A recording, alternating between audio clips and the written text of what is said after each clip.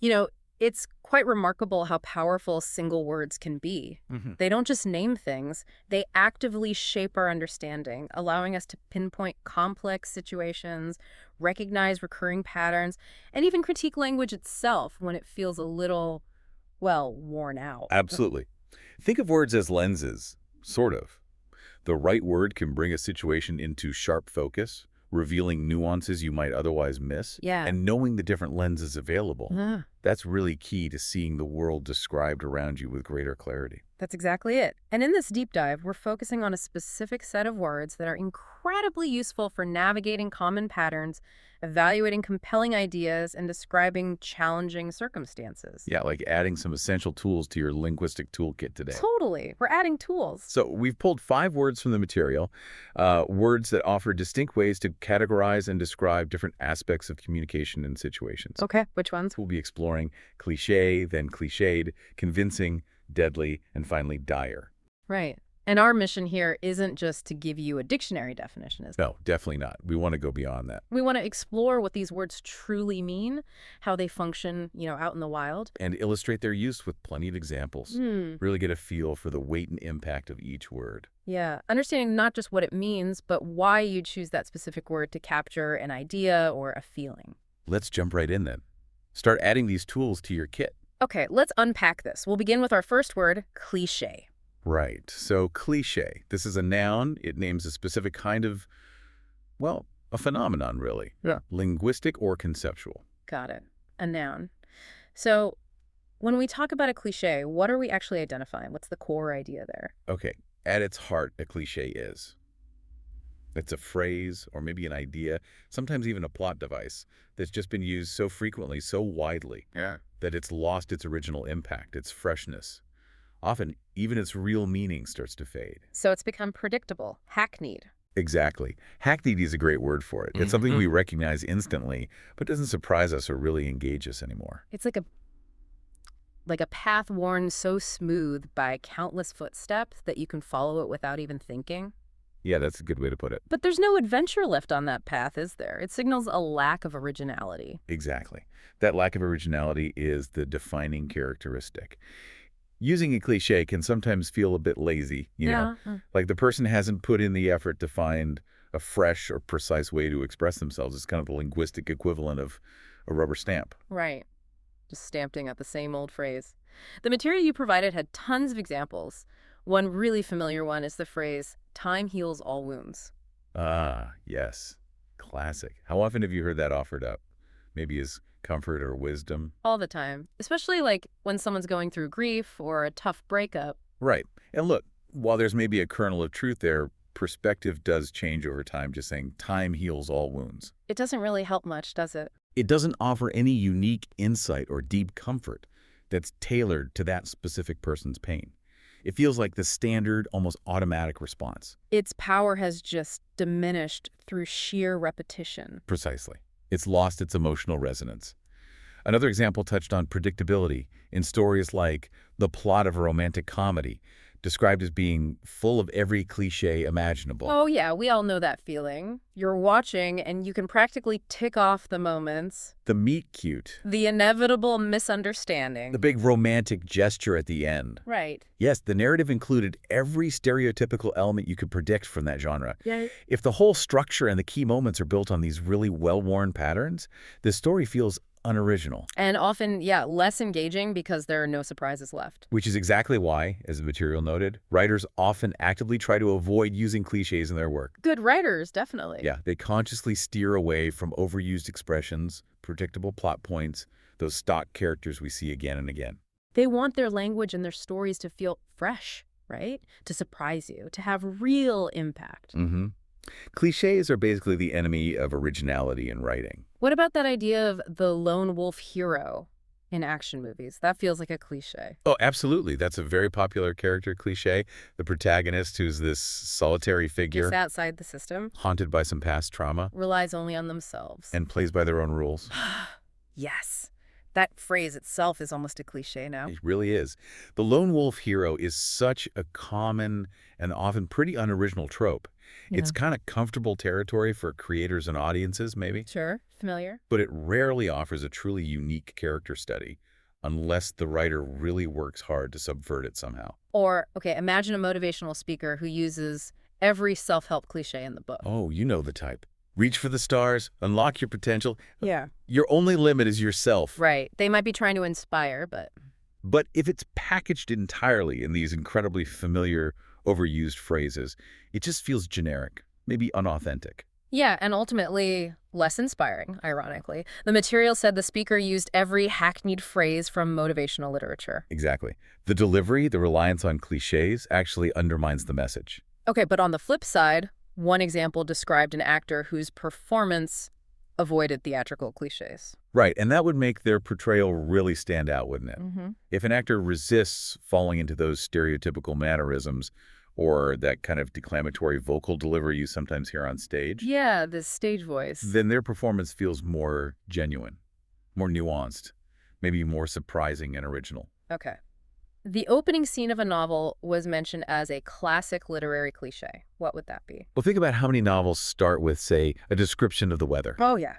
It was a dark and stormy night. or a character waking up, or looking in a mirror and describing themselves. These are inherently bad, but they are classic, often overused ways to begin a story. So if they're not handled with a really fresh twist. They can signal to the reader, maybe unconsciously, that the writing might just follow predictable paths. Okay. Or finding the sentiment in a greeting card to be a complete cliche. So relatable. Mm-hmm. Thinking of you, maybe paired with a generic photo of flowers or a sunset. Totally generic. The feeling conveyed in that kind of card is just an entirely unoriginal expression. It's not personal, it's a mass-produced sentiment using familiar, unoriginal language. Oh, and about politics. A politician's speech full of empty promises and political cliches. Oh, yes, we hear this a lot. Building a brighter future, fighting for the common person, putting families first. Phrases you hear constantly. Exactly. And they can become so detached from specific actions or actual policies, and they're used by so many politicians regardless of their real agenda. That they just lose all sincerity. They become noise, don't they? Rather than meaningful communication. Precisely. The public speaker's address contained many insincere pledges and overused political phrases. And happily ever after, that has to be the ultimate fairy tale cliche. It really is. That expression, happily ever after, is such a common and unoriginal element in folk tales, isn't it? It wraps everything up so neatly. Too neatly, maybe. It's a simple resolution, but it's entirely predictable, and it completely bypasses any complexities of real relationships or ongoing challenges. I liked the example about restaurant decor being a terrible cliche of rustic charm. Right. You can picture it immediately. Wagon wheels on the wall, maybe. Gingham curtains. Roughly hewn wooden tables. Hmm. Maybe a sign with a folksy, unoriginal saying about coffee or family. Exactly. The eatery's interior design was a dreadful, stereotypical representation of rural appeal. It's trying so hard to evoke a feeling. But doing it in the most predictable, unoriginal way possible. Okay, what about art? Critics dismissing new artists who rely too heavily on artistic cliches. Yeah, reviewers occasionally disregard emerging creators for depending excessively on unoriginal artistic ideas or techniques. And that applies across different arts. Absolutely. A musician using the same tired chord progressions over and over. A painter using stock imagery that everyone recognizes. A filmmaker relying on predictable camera angles or editing tricks. It signals a lack of original vision, right? It's usually how it's perceived, yeah. And advice that, despite good intentions, sounded like a tired cliche. His counsel was given with good intent, but resembled an overused, unoriginal saying. Picture someone pouring out a genuine problem. And they get hit with, when life gives you lemons. Or, just be yourself.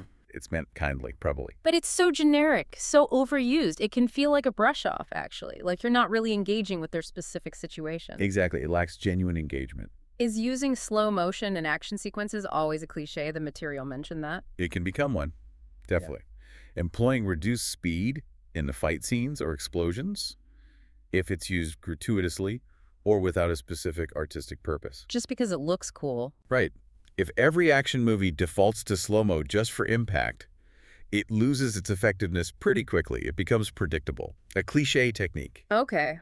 And the material warned against starting an essay with a cliche like, since the dawn of time. Oh, that's excellent advice for anyone writing, really. Do not begin your written piece with an overused phrase like So that, not. because it's a tired, unoriginal opening. It immediately signals to the reader that this essay might not contain fresh insights. It's sort of the essay equivalent of that cliche rustic decor we talked about. Sets the wrong tone. Hmm. Okay. The concept of good versus evil was described as a fundamental literary cliche. It is, isn't it? The idea of opposing morality is such a basic and common trope in literature. It's foundational for countless stories. But it can be done badly. Oh, absolutely. The way this conflict is explored needs originality. A simple black and white depiction without any complexity can feel very cliche unless it's maybe a very specific type of story, like a simple fable. And pop song lyrics full of romantic cliches. The popular tune's words contain many overused expressions about love. You know the ones, You complete me. written in the stars. Can't live without you. Yeah. They're so prevalent that they risk sounding generic rather than conveying unique personal emotion. Which is exactly why someone might try to express feelings uniquely, specifically avoiding every cliche. Right.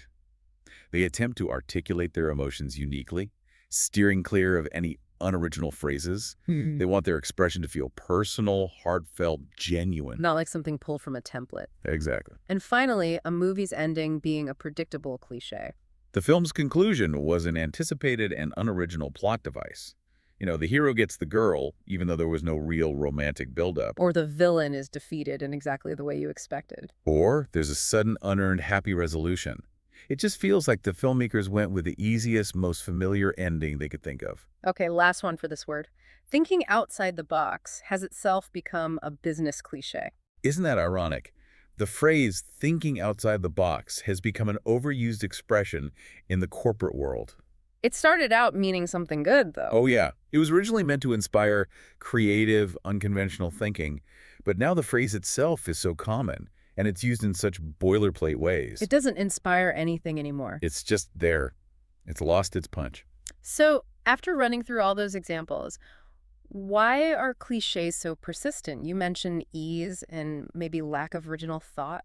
I think they're like linguistic comfort food. They require very little effort to produce or understand. We're kind of wired to recognize patterns, aren't we? And cliches are highly recognizable patterns. They serve as shortcuts in communication. Especially when things are moving fast or we're not deeply engaged. Exactly. They're sort of the path of least resistance when speaking or writing. And what's the effect on us, the listeners or readers, when we encounter them? Well, as those examples really show, they can make communication feel boring, predictable. Uninspired. Yeah, uninspired, even insincere sometimes. If a politician speaks only in cliches, you start to doubt their sincerity, don't you? Or if a love song is full of cliches, it lacks that real emotional depth. Right. They tend to bypass genuine connection because they aren't original to the moment or the person. So recognizing cliches isn't just about being like a language snob. It's actually practical, isn't it? How does this help us, the listener, navigating information day to day? It definitely sharpens your critical ear. When you spot a cliche, it can be a signal, a sign that the speaker or writer might be relying on stock ideas rather than offering deep insight or truly original thought. So it helps you identify predictability in stories, arguments, even marketing. Absolutely. By recognizing those well-worn paths, you can start looking for the routes that offer something genuinely new and interesting. It encourages you to seek out and appreciate originality, both in what others say and maybe in your own communication too. Makes you a more discerning listener and reader. Exactly. It's not about never using them. I mean, sometimes they slip out, or maybe they're used intentionally for a certain effect. Sure. But it's about understanding their impact and recognizing when they make communication weaker rather than stronger. Okay, I think that gives us a really good handle on cliche, the noun, the thing itself that's overused. Yeah. Now let's move to describing something as having that quality, being overused or stale. Right. That brings us perfectly to our next word. Cliched. And this one's an adjective. Correct. While cliché is a noun, cliched is the adjective.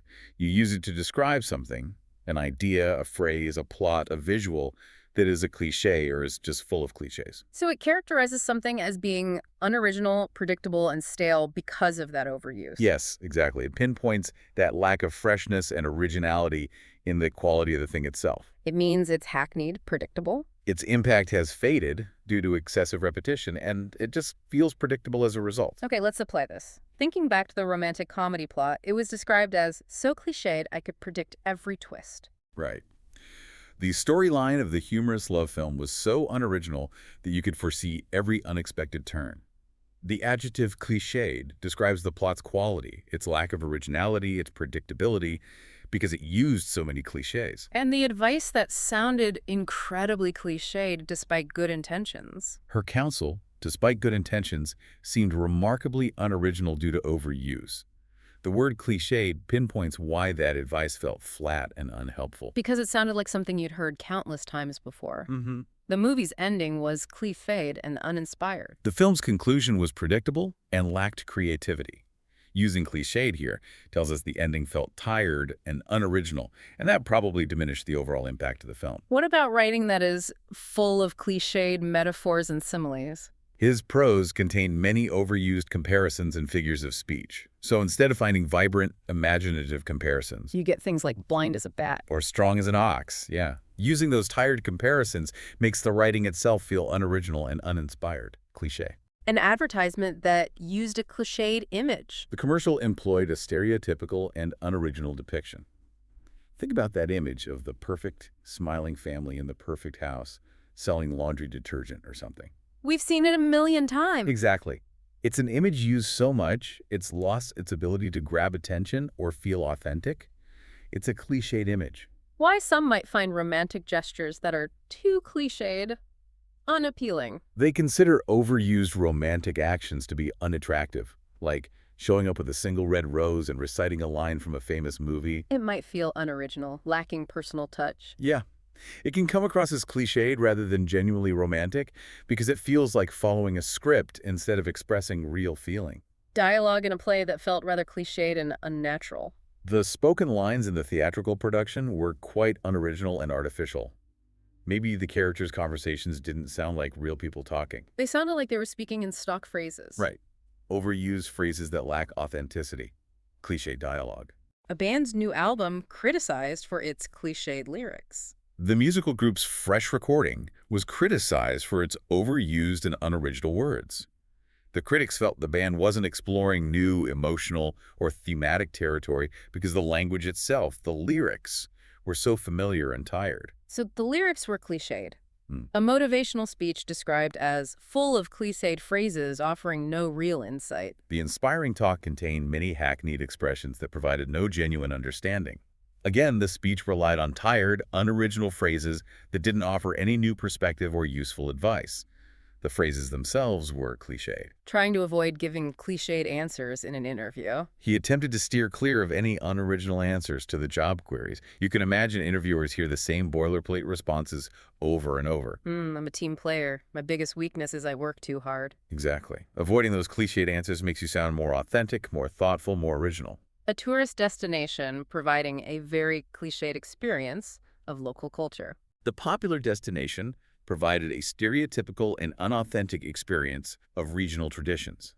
Think about those stage performances for tourists. Generic souvenirs. Experiences designed specifically for tourists that don't really reflect the genuine local culture. It's the cliched, kind of watered-down version. A character in a novel feeling a bit cliched, like the typical rebellious teenager. Her persona in the book felt somewhat unoriginal, the typical defiant adolescent.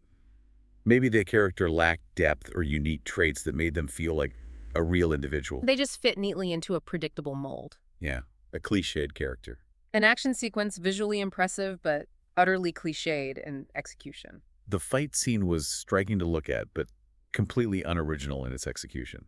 So maybe the stunts looked cool, the visuals were great. But the way it unfolded felt predictable. Exactly. The flow, the sequence of events, the outcome, it all felt entirely predictable and uninspired, like countless action scenes you've seen before.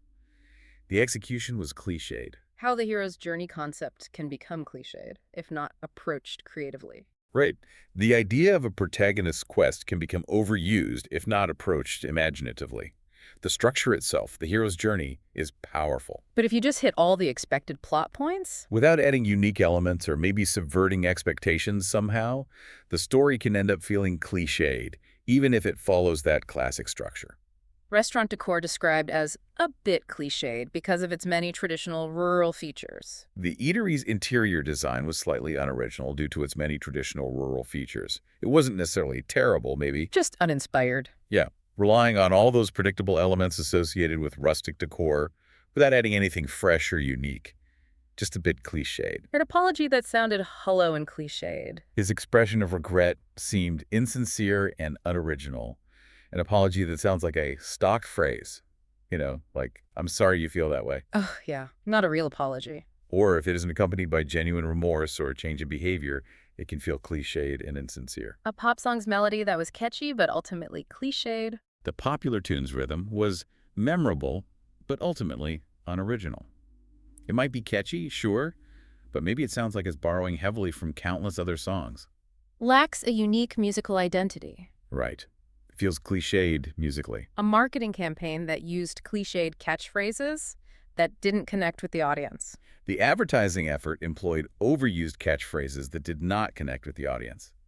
If the slogans are tired and generic, they just fail to capture attention or persuade anyone. They just fade into the background noise of advertising. Cliched marketing. A villain's monologue being a cliched explanation of his evil plan.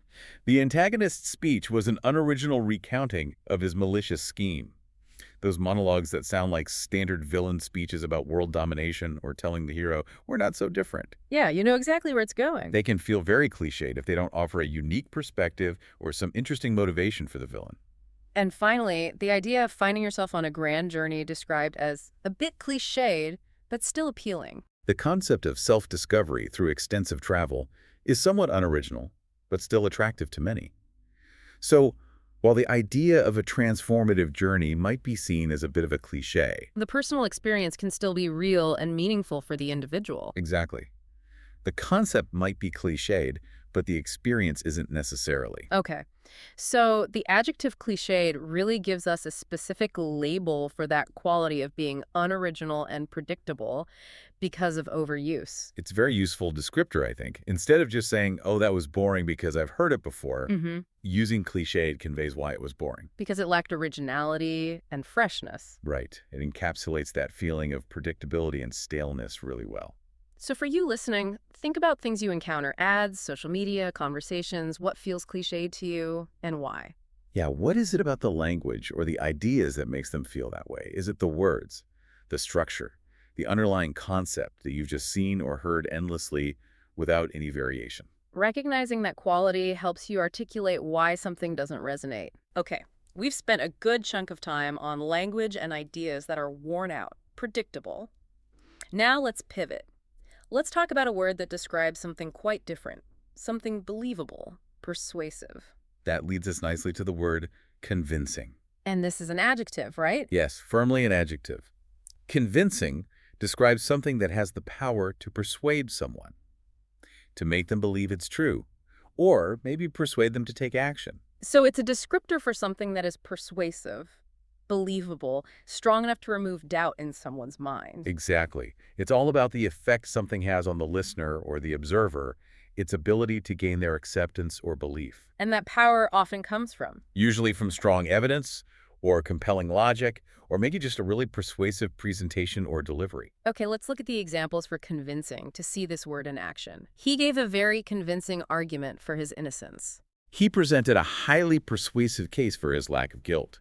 This suggests his argument was probably backed up by solid evidence, logical reasoning. Maybe his testimony was consistent, or he just had a credible demeanor. Something made it believable to others. Right. An actor's performance being incredibly convincing, you truly believed her character. Her acting in the theatrical production was remarkably believable. Her portrayal was authentic. When an actor is convincing, they kind of disappear into the role, don't they? You forget you're watching an actor. You believe the character is a real person experiencing real emotions. That's a convincing performance. What about the opposite? The evidence presented was not entirely convincing. The proof provided was not completely persuasive. So there were probably weaknesses there. Maybe inconsistencies, maybe a lack of corroboration, maybe alternative explanations. Something left room for doubt. Exactly. It failed to fully convince. Having a convincing explanation for his absence. He offered a believable reason for not being present. The explanation was plausible, it was credible, it made others accept his account without getting suspicious. Special effects in a movie that were so convincing they looked real. The visual enhancements in the film were so believable they appear authentic. Good, convincing special effects are immersive. They make fantastical things seem real within the world of the film. They suspend your disbelief, delivering a highly convincing presentation to potential investors. She gave a very persuasive talk to the financial backers. Such a presentation would likely feature strong data, clear projections, maybe a compelling vision, confident delivery. All designed to persuade the investors. Right, to convince them the opportunity was real and worthwhile.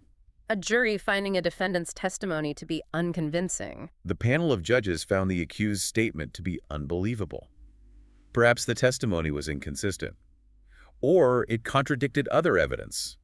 Or maybe the defendant's manner just seemed untrustworthy. Whatever the reason, it failed to persuade the jury. Correct, it wasn't convincing. Her portrayal of the historical figure was completely convincing. She captured the essence of the past personality so well, it felt utterly believable. Not like an impersonation, but a genuine embodiment of that person. A sales pitch that was so convincing that I almost bought the product. The promotional talk was so persuasive that I nearly purchased the item. The salesperson's description of the product's benefits and value was just so compelling, so believable. It almost overcame your hesitation. Exactly. It was that convincing. Okay, this one's interesting. He gave a very convincing smile, but I still didn't trust him. He offered a very believable grin, but I still felt suspicious. This example highlights a really crucial point, doesn't it? Yeah, what's the distinction here? The smile itself looked genuine. It was convincing as a smile. It had all the markers of a real smile. But other factors, maybe the context, maybe prior knowledge of the person, led to a feeling of distrust despite that convincing outward appearance. So something can look convincing on the surface, but not actually be sincere. Precisely. A report that provides a convincing analysis of an economic situation. The document offers a persuasive examination of the financial state. The analysis is likely built on robust data, sound economic principles, logical arguments, making its conclusions believable and persuasive to readers. The details of an eyewitness account being highly convincing. The specific information from the observer's statement was highly believable. Maybe the account was very detailed, consistent, perhaps corroborated by other evidence. Lending it credibility and persuasive power. Making it convincing. Acting that was powerful and convincing throughout a film. His performance was strong and believable during the entire movie. It wasn't just one good scene. The actor maintained a level of authenticity and believability that made the character compelling from start to finish. A lawyer making a convincing case for their client. The attorney presented a persuasive argument for his representative. By skillfully using evidence, legal precedent, rhetorical techniques, the lawyer builds a case designed to convince the judge or jury of their client's position. Data being highly convincing, even if the initial theory sounds strange. The hypothesis might seem unusual, but the information is highly persuasive. This happens in science sometimes, right? Or economics. The data can be so robust and point so clearly to a conclusion That even if the idea feels counterintuitive, the data itself convinces you it might be true. she offered a convincing apology for her mistake. She presented a believable expression of regret for her error. A convincing apology feels sincere. It takes responsibility, acknowledges the harm. It's delivered with genuine remorse. Right. Making it persuasive to the person receiving it, believable. Right. An argument lacking the necessary strength to be convincing. His presented reasoning lacked the necessary strength to be persuasive. Maybe the evidence was weak, the logic flawed, the delivery uninspired. For whatever reason, it failed to convince the audience. An art forger creating incredibly convincing replicas. The dishonest artist produced remarkably believable copies. These forgeries are so persuasive in their appearance, they mimic the original style, technique, even the aging. That they could fool experts. At least on initial inspection, yeah. They are convincing replicas, even though they aren't genuine. How quiet confidence can be more convincing than loud boasting. His calm self-assurance was more persuasive than any exaggerated self-praise. Someone who is quietly confident often doesn't need to try hard to convince you. Their belief comes across naturally. Yeah, their belief in themselves or their ideas is conveyed subtly but powerfully. That can be more convincing than someone who boasts loudly but maybe lacks substance. And finally, a doctor providing a convincing explanation of a medical approach. The physician provided a believable description of the medical approach. The doctor explains the diagnosis, the treatment plan, potential outcomes clearly, logically, Uh, maybe with supporting evidence or experience. Persuading the patient to trust the recommended course of action. Exactly. Building that trust through a convincing explanation. These examples really show the huge range of things we describe as convincing. Mhm. Arguments, evidence, performances, even smiles and forged art. They really do. And they keep highlighting that crucial point we touched on. Something can be convincing without being true. Right. The art forger's replica is convincing, but it's not genuine. The smile can be convincing as a smile, but not sincere. That distinction feels incredibly important. It really is. Yeah. So what makes something convincing isn't necessarily its objective truth. But its ability to create belief in the person experiencing it. Precisely. It's about how well it simulates truth or credibility through evidence, logic, delivery, appearance, consistency, whatever it might be. And that's why, for you as the listener, being able to evaluate how convincing something is and why it seems convincing, that's a vital skill. It's absolutely fundamental to critical thinking, isn't it? Yeah. Not just accepting things that seem convincing. But questioning why they seem convincing and whether that perception aligns with reality or truth. Is it convincing because the evidence is undeniable? Or is it convincing because the speaker is just really charismatic? Is the data actually sound, or is it just presented in a way that looks authoritative? Recognizing the levers of persuasion, understanding what makes something convincing. It empowers you to look beyond the surface, make more informed judgments. Exactly. That's a powerful insight into how we process information. Okay, so we've moved from worn-out language to persuasive language. Now, let's shift gears dramatically. Let's talk about words that describe intensity, danger, severity. Okay. Our next word is deadly. And this one's interesting because, as you noted, it can be both an adjective and an adverb. Let's start with the adjective form first. Right. As an adjective, deadly, its primary meaning is causing or capable of causing death, fatal. Okay, straightforward. But yeah, its meaning expands quite significantly. It can also mean extremely dangerous or harmful, or even intensely effective or powerful, sometimes in a figurative sense. So it's not always about literal death. Not at all. Although that's the root meaning, and it often carries that implication. But generally it suggests something lethal, yes, but also highly dangerous, or having an intensely powerful, maybe overwhelming impact. Okay, let's look at the adjective examples to see that range. The snake's venom is deadly to humans. Okay, that's the direct primary meaning. The serpent's poison is fatal to people. It causes death. Simple, clear, alarming, deadly venom. But then he delivered a deadly accurate shot, scoring the winning goal. Now here, deadly obviously doesn't mean the shot killed someone. Right. It means he made an extremely precise shot.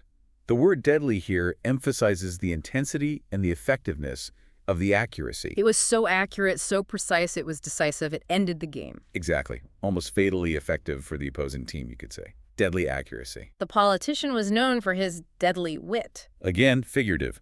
The public figure was recognized for his extremely sharp and effective humor. His wit was intensely cutting, maybe devastating to an opponent's argument or reputation. Giving it a deadly level of impact? Right, deadly wit. The infection can be deadly if left untreated. Okay, this takes us back towards the primary meaning. The disease can be fatal if not medically addressed. It has the potential to kill. A deadly infection. The assassin possessed deadly skills with a blade. Here, deadly describes the extreme danger inherent in those skills. His abilities with a knife were so refined they were easily capable of causing death. Deadly skills. She had a deadly stare that could intimidate anyone. Her gaze was intensely powerful and capable of frightening anyone. The stare itself doesn't kill, obviously. But its psychological impact is intense. Overwhelming! Effective and intimidating, hence described as a deadly stare. The game was played at a deadly pace. The match was conducted at an extremely intense speed. The speed was so high, so relentless, it was perhaps exhausting or grueling to a degree that felt overwhelming. So, a deadly pace. Mm-hmm. The pollution in the river has reached deadly levels. The contamination in the waterway has become fatally high. The concentration of pollutants is so severe that it can cause death or extreme harm to living things in the river. Deadly levels. He gave a deadly serious warning about the dangers. He issued an extremely grave caution about the perils. Here, Deadly intensifies the word serious, It signals an extremely high level of gravity and importance. almost as if ignoring the warning could have fatal consequences. A deadly serious warning. The track was designed to be deadly effective. The snare was created to be extremely efficient and lethal. This kind of combines both senses' intense effectiveness and the potential for actual fatality. The drug is known to have deadly side effects for some patients. The medication is known to cause fatal adverse reactions in certain individuals. This highlights the potential for the drug to be lethal for some users. Deadly side effects. She aimed for a deadly blow to end the fight. She intended a fatal strike to conclude the conflict. A blow designed to kill or at least end the fight decisively, often implying lethal force. A deadly blow. The new virus proved to be deadly and spread rapidly. The Freg pathogen was found to be fatal and disseminated quickly, emphasizing its lethal nature and rapid spread, creating an alarming situation. A deadly virus. He played a deadly trick on his unsuspecting friend. He pulled an extremely harmful prank on his unaware companion. This feels figurative again. The trick was so severe, maybe damaging emotionally or causing extreme distress. That its harmful impact is described as deadly. Right, a deadly trick. The silence in the room was deadly after the news. The quietness in the space was intensely powerful following the announcement. The silence wasn't just an absence of sound, it felt heavy, oppressive, intensely impactful. Making the atmosphere feel deadly. Deadly silence. The machine had a deadly malfunction. The device experienced a fatal breakdown. A malfunction so severe it permanently disabled the machine and possibly created a dangerous situation too, a deadly malfunction. He was armed with a deadly weapon. He carried a lethal instrument. Pretty straightforward, a weapon designed or capable of causing death. A deadly weapon. Her insults were deadly and deeply hurtful. Her offensive remarks were intensely cutting and profoundly damaging. The insults didn't kill physically, of course. But their emotional impact was extreme. Exactly. Described as deadly because of their extreme intensity and capacity for harm. Deadly insults. The deadly combination of cold and hunger threatened the hikers. The fatal mix of low temperature and lack of food endangered the walkers. The combination of these severe conditions created a situation that was genuinely lethal. A deadly combination. The detective revealed the deadly secret that solved the case. The investigator uncovered the critically important hidden information that resolved the mystery. The secret itself wasn't literally deadly, maybe. But its revelation had a huge impact. Decisive. Ruinous for someone. Yeah, an intensely powerful, decisive impact that solved the case. Hence, a deadly secret. Wow. That range of meaning for deadly as an adjective is really fascinating. It stretches all the way from literal life and death to describing intense impact or effectiveness. It really does. It's a word that carries a strong sense of finality or extreme danger or overwhelming force, even when it's used figuratively. It definitely elevates the impact beyond just saying dangerous or effective. Absolutely. And the context is just vital for understanding which shade of meaning is intended. You have to pay attention to what it's describing. Okay, that's the adjective deadly. What about when it functions as an adverb? Right. As an adverb, deadly simply means extremely or intensely. Purely an intensifier. Yes. In this usage, it attaches to adjectives to significantly increase their degree, and it doesn't carry that literal meaning of causing death at all. So it's basically a stronger version of very or really. Exactly. It dramatically cranks up the intensity. For instance, he was deadly serious about his intentions. Meaning he was extremely earnest about his plans. Deadly just takes serious to the highest level. Right. Or she was deadly accurate with her throw. Her throw was incredibly precise, not just accurate, but deadly accurate, emphasizing that extreme degree of precision. The air in the room was deadly still. The atmosphere in the space was extremely motionless. The stillness was intense, profound, deadly still. He was deadly afraid of spiders. He was intensely terrified of arachnids. His fear wasn't just strong, it was at an extreme, overwhelming level. Deadly afraid. The new policy is deadly important for the company's future. The fresh regulation is extremely crucial for the firm's prospects. Its importance is vital, critically high, deadly important. The situation was deadly quiet after the accident. The circumstances were intensely silent after the unfortunate event. The quietness felt heavy, significant, intensely felt deadly quiet. He was deadly pale after hearing the bad news. His complexion was extremely white after receiving the unfavorable information. The paleness was intense, signaling extreme shock or distress, deadly pale. The timing of the attack was deadly precise. The moment of the assault was incredibly accurate. The precision and timing was extreme and critical, deadly precise. She felt deadly tired after the long journey. She felt extremely exhausted after the extended trip. This is a really common adverbial use, isn't it? Intensely or extremely tired. Deadly tired. The silence was deadly when he walked into the room. The quietness was intensely profound when he entered the space. The silence wasn't just quiet, it felt weighted, intense, noticeable, deadly silent. The competition was deadly difficult. The contest was extremely challenging, suggesting a level of difficulty that felt overwhelming or required immense effort. Deadly difficult. He looked deadly serious as he explained the plan. He appeared intensely earnest as he outlined the strategy. His seriousness was extreme and unmistakable, deadly serious. The joke was deadly funny. The humor was extremely amusing, intensely funny, maybe causing uncontrollable laughter, deadly funny. She was deadly calm before the race. Her composure was incredibly serene before the competition. Her calmness was striking in its intensity, especially given the high-pressure situation. Deadly calm. The air was deadly cold. The temperature was extremely frigid, intensely, severely cold, deadly cold. He was deadly sure of his decision. He was intensely confident in his choice. His certainty was absolute, unquestionable, deadly sure. The truth was deadly obvious. The reality was extremely apparent. Not just clear, it was blindingly, undeniably obvious, deadly obvious. The enemy's aim was deadly accurate. The opponent's targeting was incredibly precise. Their aim was extremely precise, likely with significant negative consequences intended. Deadly accurate. He was deadly quiet, listening intently. He was intensely silent, paying close attention. His silence was complete and profound because he was focusing so intensely.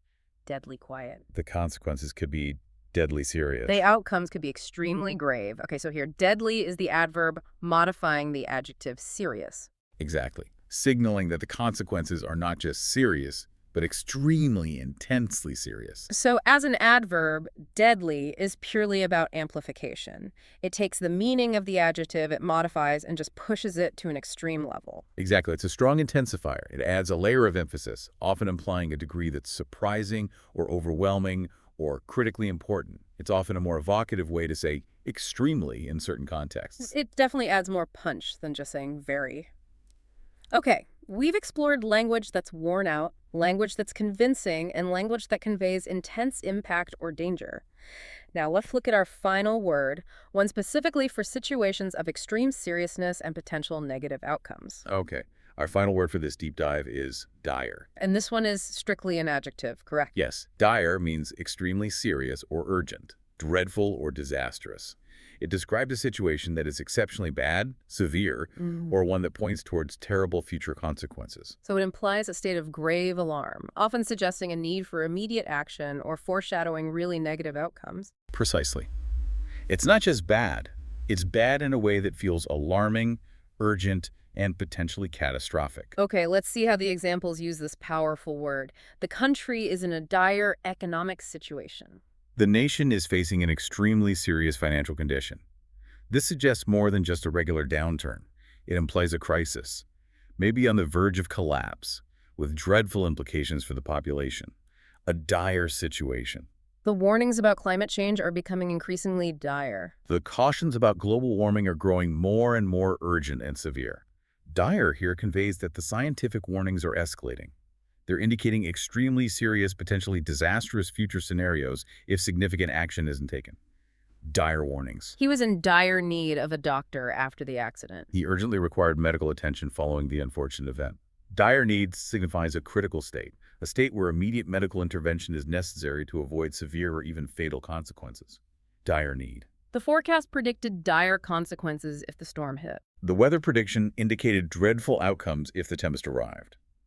The expected results wouldn't just be damaging, they would be disastrous, extremely serious, possibly widespread, dire consequences. The refugees faced a dire shortage of food and water. The displaced people encountered an extremely serious lack of sustenance and hydration. A dire shortage is one that is critical, potentially life-threatening. A humanitarian crisis level of scarcity. A dire shortage. The company's financial reports painted a dire picture. The firm's monetary statements revealed a disastrous situation. Its financial health is extremely poor, indicating potential bankruptcy or severe operational collapse. A dire picture. Failure to act now will have dire implications for the future. Inaction presently will lead to dreadful repercussions for what is to come. This emphasizes that the future outcomes of not acting are projected to be extremely serious and negative, possibly catastrophic. Dire implications. The patient's condition was described as dire. The individual's state of health was characterized as extremely serious. This usually means their health situation is critical, maybe life-threatening, probably requiring intensive care, a dire condition. He found himself in a dire predicament with no way out. He was in a dreadful and urgent, difficult situation with no escape. A predicament that is dire is an extremely serious and seemingly hopeless challenge. A dire predicament. The local newspaper reported on the dire state of the public schools. The regional publication documented the extremely poor condition of the educational institutions. So the schools are in a severely bad condition, maybe crumbling infrastructure, lack of resources, poor performance, indicating a grave problem for the community and the students. The dire state of the schools. The consequences of war are always dire. The outcomes of armed conflict are consistently disastrous. War inevitably brings extremely serious negative consequences, widespread death, destruction, displacement, humanitarian crises, dire consequences. They faced a dire choice between two equally bad options. They confronted an extremely serious decision between two equally unfavorable alternatives. Both options lead to extremely negative, dreadful outcomes, making the choice agonizing.